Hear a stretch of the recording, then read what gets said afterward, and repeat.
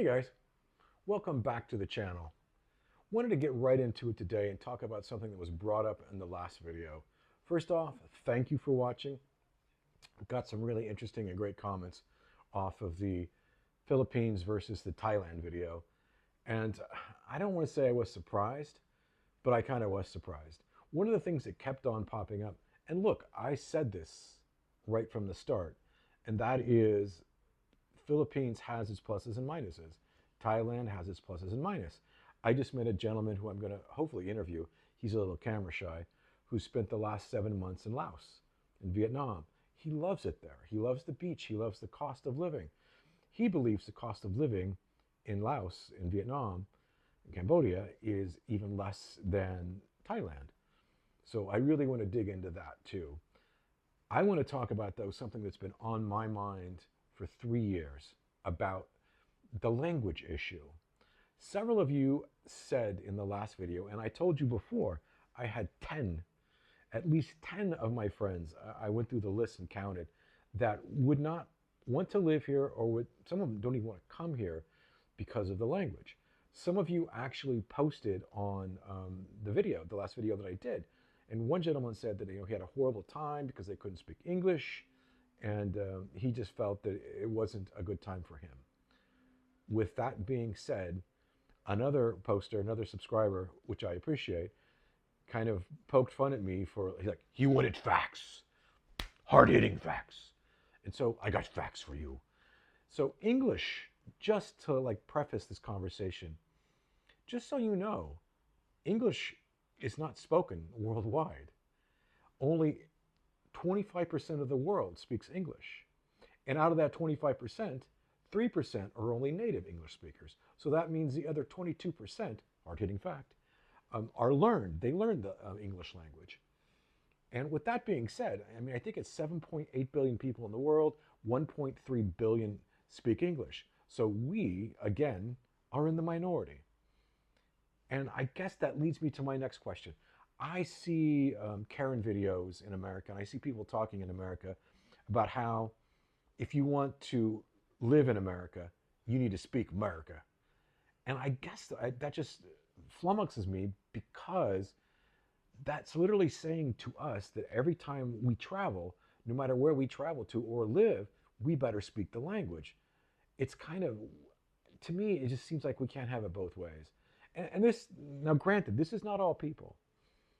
Not all people by a long shot, because again, the millions and millions of people that visit Thailand do so, and I'm willing to bet you that only a very, very, very, very small percentage speak Thai. And that being said, I really don't I really don't, no matter where I've been, and several of you brought up issues like, oh, it's a big world out there. There's more countries than besides Philippines and Thailand. And I responded to those people because we don't know people's background.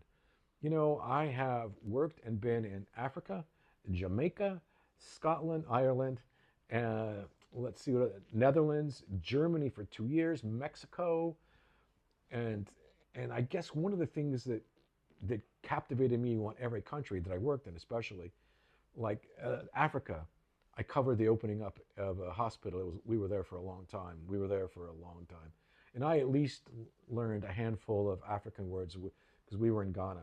Wezo, wezo, and to my Ghana friends. The point being is that whether it was Africa or Jamaica or Mexico or Philippines, I tried to learn. I personally made the effort. I don't think that it's anyone's responsibility to speak English. And I could probably get lambasted for this. And some people said, well, if they're going to get my money, then I want them to speak English. Yeah, I guess. I communicate a lot with my Thai business friends through translator and through a calculator. They hold up a calculator and say, this is how much it is. And I'm like, cool, okay, I got that. And my question to you is, how adamant are you on this language thing? It seems like people are just so, hard hitting on that. I haven't found it to be that big of a problem, except what I said in the last video. I've had a couple of issues. And when you're talking to people, there's definitely There's definitely people that just don't want to even make the effort. I've seen that. I've had people tell me that uh, not many times, several times. And it's discouraging and disheartening. However, I know that when somebody visits, actually, nobody visited in Springfield, Illinois. I shouldn't say that because we did have visitors. However, when I was working in Silicon Valley, it was crazy with just different people. This is in the heyday. We worked side by side with Japanese that spoke strictly Japanese. I worked side by side with Samoans, with Laotians, with just a Chinese, a lot of Chinese back in those days. Side by side, and it didn't seem to be the deal killer that it seems to be with a lot of people here. Now, I get it. I get that, again, these are your choices to be made, and they're your decisions to be made. What's your threshold? I call it in business threshold of pain.